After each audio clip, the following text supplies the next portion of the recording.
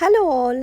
Breakfast series ಅಥವಾ ದಿನಕ್ಕೊಂದು ತಿಂಡಿ ಸೀರೀಸ್ನಲ್ಲಿ ಇವತ್ತು ನಾನು ಆರೋಗ್ಯಕರವಾದಂತಹ ಬೇಳೆಕಾಳು ಹಾಗೆಯೇ ಓಟ್ಸ್ ಹಾಕಿ ದೋಸೆ ಹೇಗೆ ಮಾಡೋದು ಅಂತ ತೋರಿಸ್ತೀನಿ. ಮೊದಲಿಗೆ ಒಂದು ಪಾತ್ರೆಗೆ 1/4 ಕಪ್ನಷ್ಟು ತೊಗರಿಬೇಳೆ, 1/4 ಕಪ್ನಷ್ಟು ಕಡಲೆಬೇಳೆ, 1/4 ಕಪ್ನಷ್ಟು ಹೆಸರು ಕಾಳು ಹಾಗೆಯೇ 1/4 ಕಪ್ನಷ್ಟು ಹೆಸರು ಬೇಳೆ ಹಾಕ್ಕೊಂಡಿದ್ದೀನಿ. ಹೆಸರು ಬೇಳೆ ಅಥವಾ ಹೆಸರು ಕಾಳು ಬದಲು ನೀವು ಕೆಂಪು ಬೇಳೆ ಬರುತ್ತಲ್ಲ, ಮಸೂರ್ ದಾಲ್ ಅಂತೀವಲ್ಲ, ಅದನ್ನು ಕೂಡ ಹಾಕೋಬೋದು, ಇಲ್ಲ ಯಾವುದೇ ಥರದ ಕಾಳು ಬೇಕಾದರೂ ಹಾಕೋಬೋದು. ಇದೆಲ್ಲ ಸೇರಿ 1 ಕಪ್ಪು, ಅದಕ್ಕೆ ಅರ್ಧದಷ್ಟು ಅಂದರೆ ಅರ್ಧ ಕಪ್ಪಷ್ಟು ಉದ್ದಿನ ಬೇಳೆನ ಹಾಕಿ, 1 ಸ್ಪೂನಷ್ಟು ಮೆಂತ್ಯ ಕಾಳನ್ನು ಹಾಕಿ, ಒಂದು 4-5 ಸಲ ಚೆನ್ನಾಗಿ ನೀರಿನಲ್ಲಿ ತೊಳ್ಕೊಂಡು ಹಳೆ ನೀರೆಲ್ಲ ಚೆಲ್ಬಿಟ್ಟು ಹೊಸ ನೀರು ಹಾಕಿ ಇದನ್ನು ಏನಿಲ್ಲ ಅಂದರೂ 4-5 ಗಂಟೆ ಕಾಲ ನೀರಲ್ಲಿ ನೆನೆಸಬೇಕು.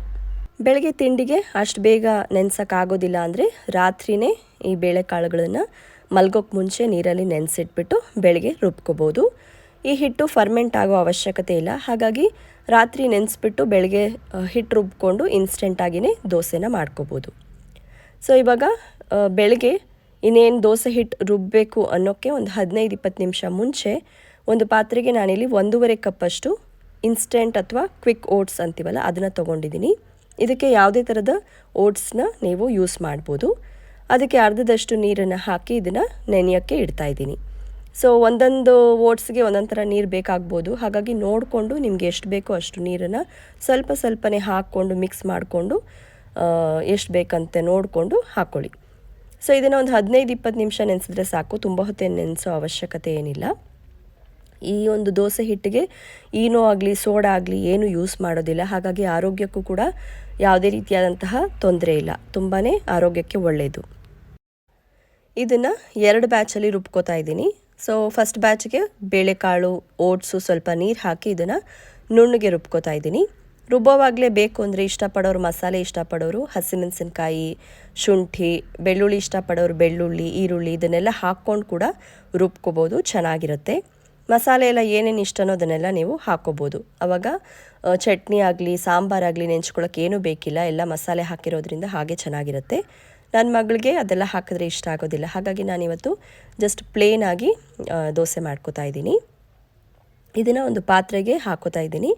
ದೋಸೆ ಹಿಟ್ಟು ಹೇಗೆ ನಾವು ರುಬ್ಕೋತೀವೋ ಅದೇ ಹದ, ಒಂಚೂರು ಗಟ್ಟಿ ಇದ್ದರೆ ಕ್ರಿಸ್ಪಿಯಾಗಿ ಚೆನ್ನಾಗಿ ಬರುತ್ತೆ. ಸೆಕೆಂಡ್ ಬ್ಯಾಚ್ಗೆ ಕೂಡ ನಾನು ಮಿಕ್ಸರ್ ಜಾರ್ಗೆ ಬೇಳೆಕಾಳು ಹಾಗೆಯೇ ಇದು ಓಟ್ಸನ್ನು ಹಾಕಿ ಎಷ್ಟು ಬೇಕೋ ಅಷ್ಟು ನೀರನ್ನು ನೋಡ್ಕೊಂಡು ಹಾಕ್ಕೊಂಡು ಇದನ್ನು ಮತ್ತೆ ನುಣ್ಣಗೆ ರುಬ್ಕೋತಾ ಇದ್ದೀನಿ. ಕ್ಯಾಲೋರೀಸ್ ಕೂಡ ತುಂಬ ಕಡಿಮೆ ಈ ದೋಸೆ ತಿನ್ನೋದ್ರಿಂದ, ವೆಯ್ಟ್ ಲಾಸ್ಗೆ ಕೂಡ ಹೆಲ್ಪ್ ಆಗುತ್ತೆ. ಹಾಗೆಯೇ ಬೇಳೆ ಕಾಳೆಲ್ಲ ಯೂಸ್ ಮಾಡಿರೋದ್ರಿಂದ ಫೈಬರ್ ಕಂಟೆಂಟ್ ಕೂಡ, ಡಯಟ್ರಿ ಫೈಬರ್ ಕೂಡ ಚೆನ್ನಾಗಿ ಸಿಗುತ್ತೆ. ಸೊ ಇದನ್ನು ನೀವು ಖಂಡಿತ ಮಾಡಿಕೊಂಡು ತಿಂದು ಹೇಗೆ ಬಂತು ಅಂತ ಕಮೆಂಟ್ಸ್ನಲ್ಲಿ ಹೇಳಿ. ಮಾಡೋದು ಕೂಡ ತುಂಬ ಸುಲಭ. ರಾತ್ರಿ ಬೇಳೆ ಕಾಳೆಲ್ಲ ನೆನೆಸಿಟ್ಬಿಟ್ಟು ಬೆಳಗ್ಗೆ ಒಂದು 15 ನಿಮಿಷ ಮುಂಚೆ ಓಟ್ಸ್ ನೆನೆಸ್ಬಿಟ್ಟು ಎಲ್ಲ ರುಬ್ಬಿಟ್ರೆ ಆಗೋಗುತ್ತೆ. ಈ ದೋಸೆಗೆ ಈನೋ ಆಗಲಿ ಸೋಡಾ ಆಗಲಿ ಏನು ಯೂಸ್ ಮಾಡದೇ ಇರೋದ್ರಿಂದ ಆರೋಗ್ಯಕ್ಕೆ ಕೂಡ ತುಂಬ ಒಳ್ಳೆಯದು. ಇದಕ್ಕೆ ನಾನು ಪಾತ್ರೆಗೆ ಉಪ್ಪನ್ನು ಹಾಕೋತಾ ಇದ್ದೀನಿ, ರುಚಿಗೆ ಎಷ್ಟು ಬೇಕೋ ಅಷ್ಟು ಉಪ್ಪನ್ನು. ಹಾಗೆಯೇ ಜೀರಿಗೆ ಇಷ್ಟಪಡೋರು ಜೀರಿಗೆ ಕೂಡ ಈ ಟೈಮಲ್ಲಿ ಹಾಕ್ಕೊಂಡು ಮಿಕ್ಸ್ ಮಾಡ್ಕೋಬೋದು. ಈಗಾಗಲೇ ನಾನು ದೋಸೆ ಹೆಂಚನ್ನು ಕಾಯಕ್ಕಿಟ್ಟಿದ್ದೀನಿ. ಹೆಂಚು ಚೆನ್ನಾಗಿ ಕಾದಷ್ಟು ದೋಸೆ ನಿಮಗೆ ಚೆನ್ನಾಗಿ ಬರುತ್ತೆ. ಇದನ್ನು ಮಾಮೂಲಿಯಾಗಿ ಐರನ್ ತವ ಮೇಲೆ ಮಾಡ್ಕೋಬೋದು, ದೋಸೆ ಮೇಲೆ ಏಳುತ್ತೆ, ಏನೂ ಪ್ರಾಬ್ಲಮ್ ಇಲ್ಲ. ಹೆಂಚು ಚೆನ್ನಾಗಿ ಕಾದ್ಮೇಲೆ ಹಿಟ್ಟನ್ನು ಹಾಕ್ಕೊಂಡು ತೆಳ್ಳಗೆ ಸ್ಪ್ರೆಡ್ ಮಾಡ್ಕೋಬೇಕು.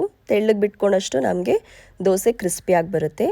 ಇದು ಐರನ್ ಹೆಂಚಲ್ಲಿ ಮಾಡ್ತಿರೋದ್ರಿಂದ ಒಂದು ಅರ್ಧ ಸ್ಪೂನಷ್ಟು ಎಣ್ಣೆ ಹಾಕೋತಾ ಇದ್ದೀನಿ. ನಾನ್ ಸ್ಟಿಕ್ಕಲ್ಲಿ ಮಾಡಿದ್ರೆ ಎಣ್ಣೆ ಹಾಕೋ ಅವಶ್ಯಕತೆ ಕೂಡ ಇರೋದಿಲ್ಲ. ಒಂದು 2-3 ನಿಮಿಷ ಇದನ್ನು ಮೀಡಿಯಮ್ ಉರಿನಲ್ಲಿ ಚೆನ್ನಾಗಿ ಬೇಯಿಸ್ಕೋಬೇಕು. ಆವಾಗ ಚೆನ್ನಾಗಿ ರೋಸ್ಟ್ ಆದರೆ ನಿಮಗೆ ಕ್ರಿಸ್ಪಿಯಾಗಿ ದೋಸೆ ಚೆನ್ನಾಗಿ ಬರುತ್ತೆ. ಇದನ್ನೇನು ತಿರುಗಿಸ್ಬಿಟ್ಟು ಇನ್ನೊಂದು ಕಡೆ ಏನು ಬೇಯಿಸೋ ಅವಶ್ಯಕತೆ ಇಲ್ಲ. ಸೊ ಒಂದು ಸೈಡ್ ನೀವು ಬೇಯಿಸ್ಕೊಂಡ್ರೆ ಚೆನ್ನಾಗಿ ಅಷ್ಟೇ ಸಾಕು. ಇದನ್ನು ನಾನು ಸಾಂಬಾರೆಲ್ಲ ತರಕಾರಿಗಳನ್ನ ಹಾಕಿ ಸಾಂಬಾರು ಜೊತೆ ಸರ್ವ್ ಮಾಡಿದ್ದೆ.